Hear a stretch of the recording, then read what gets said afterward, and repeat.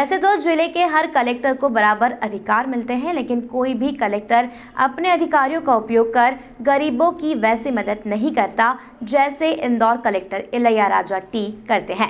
यह कहना गलत नहीं होगा कि कलेक्टर इलैयाराजा टी के मन में गरीबों और पीड़ितों के लिए जो दर्द है वो किसी भी जिले के कलेक्टर के मन में नहीं है। हालांकि मदद सभी जिलों के कलेक्टर करते हैं, लेकिन इंदौर कलेक्टर इलैयाराजा टी का मदद करने का अंदाज भी सबसे अलग और निराला है, जो भी उन्हें बेहद खास बनाता है। पीड़ितों और शोषितों की मदद के लिए इंदौर कलेक्टर इलैयाराजा हर मंगलवार को कलेक्ट्रेट में होने वाली जन सुनवाई में मोर्चा संभाल लेते हैं। इतने अन्य अधिकारी होने के बाद वे स्वयं एक एक की समस्या सुनते हैं। उनका यह क्रम जब से वो इंदौर आए हैं तब से ऐसा ही चल रहा है और आज भी बरकरार है। आज भी कलेक्टर में कई पीड़ित पहुंचे, जिनकी समस्याओं का उन्होंने त्वरित समाधान किया। इंदौर कलेक्टर जन सुनवाई में पहला मामला स्कीम नंबर 71 के करीब का है। 150 से अधिक महिला और पुरुष कलेक्टर कार्यालय जन सुनवाई में पहुंचे और उन्होंने 71 नंबर स्कीम में नई शराब की दुकान का विरोध करते हुए इसे हटाने की मांग की। यहां के रहवासियों का कहना था कि निगम के विरुद्ध शराब दुकान यहां खुल गई है, जिससे आए दिन लूटपाट, छेड़छाड़ और मारपीट करते हैं। लोग वहीं पर बोतल खोलकर बैठ जाते हैं और शराब पीने लगते हैं। रहवासी संघ चाहता है कि शराब की दुकान यहां से बंद हो। इसी को लेकर रहवासी आज कलेक्टर से मिले। इस पर कलेक्टर इलैयाराजा ने 3 दिन का समय मांगा है और 3 दिन में जांच कराकर उचित कार्रवाई की बात कही है। हमारे रेवासी क्षेत्र में शराब की दुकान जो डली है वो हमें नहीं चाहिए, उठाना है वहाँ से। पास में हॉस्पिटल है, इधर अच्छे अच्छे गार्डन है, अच्छी कॉलोनी है, बस का स्टाफ है, और जो ये यहाँ दुकानें डली है इसका हम विरोध करने आए। हमें दुकान उठाना है। हमको तो आज 6-7 रोज हो गए धरना आंदोलन करके ही बैठे हैं। सबके पास हमने, कलेक्टर साहब के पास, टीआई साहब के पास, मालिनी गौड़ के पास, हमारे विधायक जी के पास और हमारे पार्षद जी के पास, सबके पास सूचना हमारी पहुंच गई है। ये 71 गुमास्ता के सामने कुछ भी नहीं मिला। अभी आप आज कलेक्टर ऑफिस आए थे तो जी, अभी कलेक्टर से हमारी बात नहीं हुई है। बात चल रही है। अब वो क्या फिर बस आखिरी यही है कि तोड़फोड़ करेंगे हम। चक्का जाम, तोड़ फोड़, मतलब अब कहीं से कुछ आश्वासन नहीं मिल रहा है तो अब हम हमारे तौर पे ही करेंगे। किसी का नहीं है। पार्षद जी है हमारे साथ, लड्डा जी साथ हमारे साथ वही चल रहे अभी तक। बस वही है अभी तक। आपका नाम? वहीं जन सुनवाई में वार्ड 20 की पार्षद यशस्वी पटेल अपने कार्यकर्ताओं के साथ पहुंची। उन्होंने बताया कि हमारे वार्ड में नई गाइडलाइन के अनुसार जो शराब दुकानें आवंटित की गई हैं यह नियमों के विरुद्ध है। हम चाहते हैं कि दुकान वहां से हटे, क्योंकि वहीं स्कूल, कॉलेज, नर्सिंग होम सभी मौजूद है। यहाँ पर शराबी विवाद और छेड़खानी भी करते हैं। सरकार ने जो आहते बंद किए हैं उसके और दुष्परिणाम सामने आ रहे हैं। देखने में आ रहा है कि शराब खरीदकर लोग मैदान में ही बैठकर शराब पीने लगते हैं। इस मामले पर जब कलेक्टर इलैयाराजा ने चर्चा की तो उनका कहना था कि इस तरह की कोई भी दुकान जो कि नियम के विरुद्ध संचालित हो रही है, हम उनके खिलाफ सख्त से सख्त कार्रवाई करेंगे। शिकायत हमारी यह है कि हमारे क्षेत्र के अंदर जो शराब की दुकान है वो जो नई गाइडलाइन आई है उसके अनुसार उसके प्रारूप में कहीं भी नहीं बैठती है। जो 50 मीटर की जो गाइडलाइन है, 100 मीटर की गाइडलाइन है कि सरकारी स्कूल, मंदिर, आंगनवाड़ी से दूर होनी चाहिए शराब की जो दुकान है। लेकिन हमारे क्षेत्र के अंदर जो शराब दुकान है वो इन तीनों चीज़ों के पास में है और उसके पास में मुक्तिधाम भी है। तो उसी वजह से वहाँ पर काफ़ी ज़्यादा रहवासियों को समस्या होती है, बच्चों को समस्या होती है। आंगनवाड़ी में जो छोटे बच्चे आते हैं, बच्चों को पढ़ाने के लिए जो माताएं बहनें आती हैं, उनको भी काफ़ी समस्याओं का सामना करना पड़ता है। ये खातीपुरा गांव के अंदर जो वाइन शॉप है, गौरी नगर वार्ड 20 में, उसकी बात कर रहा हूँ। आप क्या चाहते हैं? हम इसका स्थानांतरण चाहते हैं। हम चाहते हैं कि जहाँ पर ये सारी चीज़ें गाइडलाइन के अनुसार दूर हों, वहाँ पर वाइन शॉप चलेगा।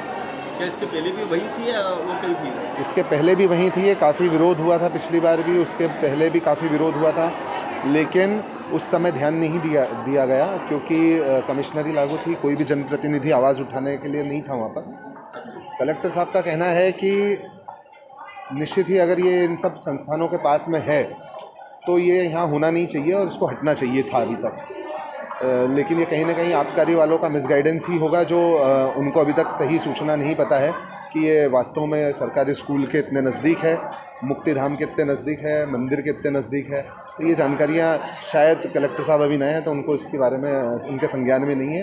अभी हमने उनके संज्ञान में बात डाली है। कलेक्टर साहब के संज्ञान में, लेकिन आबकारी के संज्ञान में तो होगा ना, उसको जी हाँ, ये कहीं ना कहीं आबकारी के साथ में सहयोग है शराब माफिया को, और उनके सहयोग के कारण ही ये वाइन शॉप वहाँ पर अभी तक बनी हुई है। आपके हिसाब से कहाँ जानी चाहिए, कहाँ हटकर कहाँ जानी चाहिए?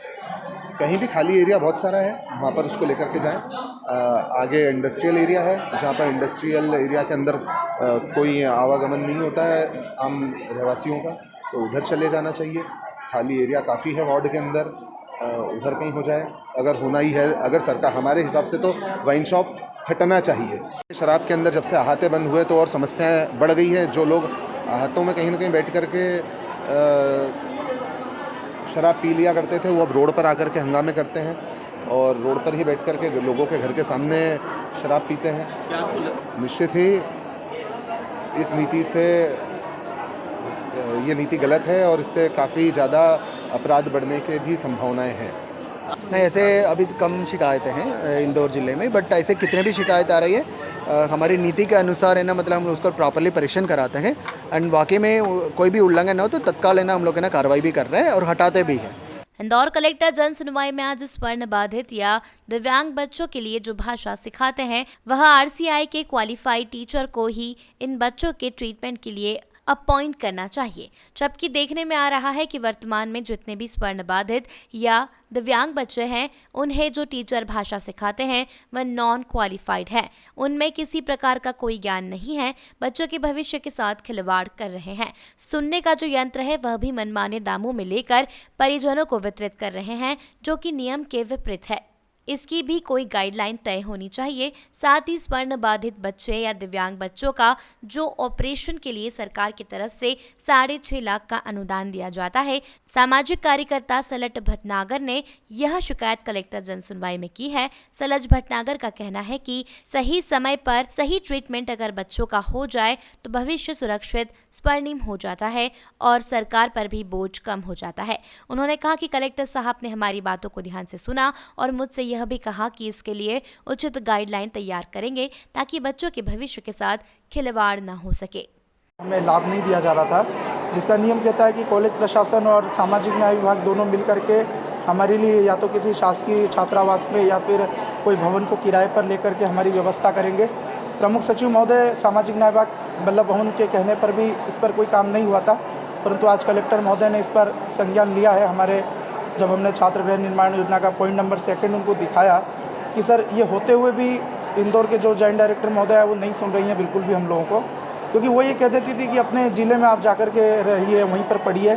लेकिन संविधान एक अधिकार देता है कि कोई भी व्यक्ति कहीं भी रह कर के पढ़ सकता है। इंदौर एक एजुकेशन हब है जहाँ पर लाखों की तादाद में विद्यार्थी पढ़ने आते हैं, तो हम भी दूर दूर से पढ़ने आते हैं, लेकिन हमें यहाँ पर सुविधा नहीं दी जा रही थी जो हमारे अधिकार में आती है। पर कलेक्टर महोदय ने आज कहा है और इस पर संज्ञान लिया है। उन्होंने कहा है कि हम इसको डेली मॉनिटरिंग में रखेंगे। उन्होंने हमको भी कहा है कि आप लोग भी मिलते रहिएगा कि इस पर क्या प्रगति हुई है। ये प्रकरण लगभग साल भर पुराना है। हमने साल भर पहले भी मुख्य सचिव से जब मुलाकात की थी, उनके आदेश का भी यहाँ पर पालन नहीं किया जा रहा था। तो हमें आशा ही नहीं, अभी तो पूर्ण विश्वास है कि कलेक्टर महोदय के जब ये संज्ञान में मामला आया तो इसे शीघ्र सुलझाया जाएगा।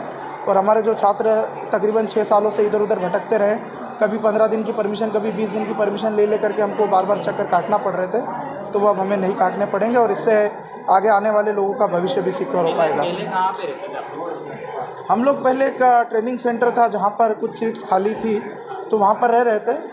वो भी उन लोगों की कुछ मानवता थी, कुछ जॉइंट डायरेक्टर महोदया का दबाव था कि अभी जब तक व्यवस्था नहीं हो तब तक रखा जाए। लेकिन ये बार बार परेशानी होती थी। जब भी वहाँ पर ट्रेनिंग की सीट्स फुल होती थी तो हम लोग परेशान होते थे, क्योंकि हम लोगों को इसके लिए काफ़ी परेशानी होती थी। आज काफ़ी संतोषजनक माननीय महोदय का रवैया रहा है और बहुत ही पॉजिटिव रहा। उन्होंने क्लियर कहा कि जब नियम ही बना हुआ है तो अभी तक इस पर काम क्यों नहीं हुआ। उन्होंने इस पर थोड़ा सा दुख जताया है, तो काफ़ी अच्छा लगा हमें उनसे मिल करके। और कितने छात्र हैं?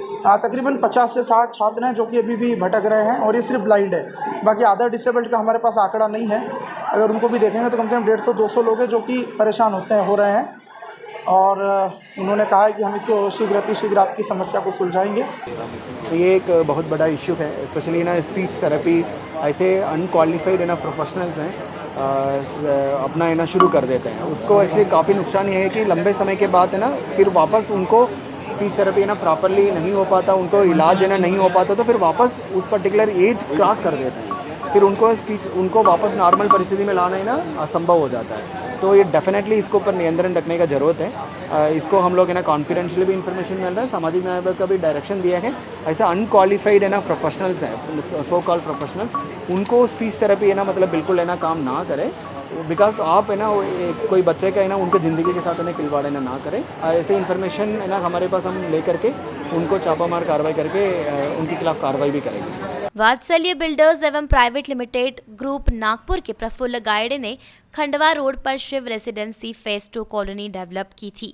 इस कॉलोनी को 13 साल हो चुके हैं। यहाँ करीब 550 लोग हैं जिनसे पूरा पैसा लिया जा चुका है। इसके बाद भी आज तक ना तो उन्होंने कॉलोनी डेवलप की है और ना ही कोई सुविधा उपलब्ध कराई है। इसको लेकर आज यहाँ के रहवासी कलेक्टर जन सुनवाई में पहुंचे और शिकायत दर्ज करवाई। कलेक्टर इलैयाराजा टी से मिलकर रहवासियों ने प्लॉट की जल्द रजिस्ट्री करवाने की मांग और उसका डेवलपमेंट शुरू करवाने की मांग की है। रहवासियों का कहना है कि प्लॉट आवंटित हो चुका है और इसकी रजिस्ट्री जल्द करवाई जाए। रहवासियों ने बताया कि टीएनसी के लिए 14 करोड़ रुपया भरना है जो उसने आज तक नहीं भरा है। इसको लेकर कलेक्टर ने 1 माह के लिए 14 करोड़ रुपए जमा करने के लिए समय दिया है। कलेक्टर साहब से हम एक्चुअली वात्सल्य ग्रुप जो है, वात्सल्य बिल्डर्स एंड प्राइवेट लिमिटेड, उसने खंडवा रोड पे एक कॉलोनी डेवलप की थी जिसका नाम है शिव रेसिडेंसी फेज 2। उसके अंतर्गत लगभग 13 साल हो चुके हैं, करीबन 550 लोग हैं जिनसे उन्होंने पूरा पैसा ले चुके हैं, लेकिन आज दिनांक तक भी ना तो कोई डेवलप किया है उसने कॉलोनी, ना ही उसमें किसी प्रकार की सुविधा उपलब्ध कराई है। हम सब इसी संदर्भ में आज कलेक्टर साहब से मिलने आए थे कि हमारी जो पैसा उसके पास जमा है हमको हमारी रजिस्ट्री कराई जाए, उसका डेवलपमेंट कार्य चालू किया जाए और लोगों को उनका प्लाट जो आवंटित प्लाट है, प्लाट ऑलरेडी आवंटित हो चुका है जो कि बिल्डर के द्वारा किया जा चुका है, उस पर रजिस्ट्री करवाएं तुरंत। अभी शायद यहाँ पे ऐसा सुनने में आ रहा है कि बिल्डर ने टीएनसी के लिए शायद उसे 14 करोड़ रुपए भरना है जो कि उसने आज दिनांक तक नहीं भरा है। उसके संदर्भ में कलेक्टर साहब आज निर्देश दिए हैं कि आप जो है 1 माह के अंदर ये आप अपना 14 करोड़ रुपए भरवाएं, टीएनसी लें और इनकी रजिस्ट्री चालू करवाएं। उन्होंने कहा कलेक्टर साहब ने कि एफआईआर दर्ज करने के लिए भी उनने ये कहा है कि आप मुझे आके या तो अंडरटेकिंग दो या फिर पैसा जमा करो। अगर आप ऐसा नहीं करते हैं तो नेक्स्ट डे हम एफआईआर जमा करेंगे और हमको हर मंगलवार 2 जनों को कम से कम इसको अपडेट देने के लिए कहा है। क्या नाम है बिल्डर का?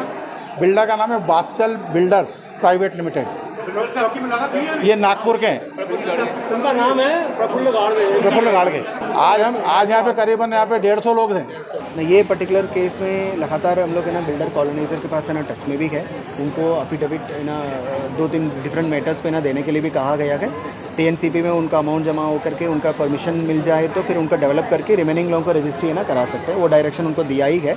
उसके साथ साथ उनकी टाइमलाइन है, उसके लेकर अफिडेविट देने के लिए ना 2 दिन के अंदर ना करने के लिए बोला, वो 2 दिन के अंदर आके पूरी अपना प्लान है ना बना करके देंगे, तो उसके माध्यम से मॉनिटरिंग करेंगे। बट कोई भी इस प्रकार का अवैध निर्माण करेगा कोई भी मंदिर का ज़मीन पे, वो हमारी नॉलेज में आएगा तो उनके खिलाफ है ना कार्रवाई करें। अभी जैसे ना गवर्नमेंट ऑफ इंडिया के द्वारा लगातार है ना ऐसे स्टेट्स का है ना गाइडलाइंस है ना इशू कर रहा है, मतलब अभी हमारे है ना केसेस की ना संख्या ना कम आ रही है, बट फिर भी 2 दिन के ना मॉक ड्रिल है, उसको ना सभी हॉस्पिटल्स में ना कराया गया है। मेडिकल कॉलेज हॉस्पिटल में ऑक्सीजन प्लांट है, उसको भी उनकी ऑक्सीजन प्यूरिटी लेवल है ना चेक करके देखा गया है। बेड की अवेलेबिलिटी और हमारी वेंटिलेटर से लेकर ऑक्सीजन कॉन्सनट्रेटर से लेकर उनकी अवेलेबिलिटी, मेडिसिन की ना अवेलेबिलिटी, पीपीई किट से लेकर सभी का अवेलेबिलिटी के एक बार है ना रिव्यू है ना कर रहे हैं। और हमारी प्राइवेट हॉस्पिटल कितने भी है उनके माध्यम से उनकी बेड की अवेलेबिलिटी, आईसीयू, उसके बाद आईसीयू बेड्स और एचडीयू है ना बेड्स, उनकी अवेलेबिलिटी का है ना जानकारी भी ले रहा है। मुझे लग रहा है 2 दिन के बाद है ना कल तक हम लोग एक बार हेल्थ डिपार्टमेंट की ओर से क्या क्या रेडीनेस है हमारी है ना डिस्ट्रिक्ट में, उसके एक है ना डिटेल्ड इन्फॉर्मेशन हम लोग है ना प्रेस के साथ भी जनता के समक्ष में इन्हें रखेंगे। एंड जैसे हमारे टीबी हॉस्पिटल है, बैक एंट्री है, वो एक फर्स्ट पॉइंट ऑफ है ना कॉन्टैक्ट रहेगा। जैसे केसेस बढ़ेगा हम लोग है ना उस हॉस्पिटल को आइसोलेशन वार्ड का अलावा एक ट्रीटमेंट फैसिलिटी के माध्यम रूप में है ना, मतलब उसको इमीडिएटली हम लोग है ना परिवर्तित करें। बहरहाल आज भी कलेक्टर ने हर मंगलवार की भांति जन सुनवाई में पीड़ितों की समस्याएं सुनी और उनके निराकरण का आश्वासन दिया। इंदौर से द नेशन टाइम्स की रिपोर्ट।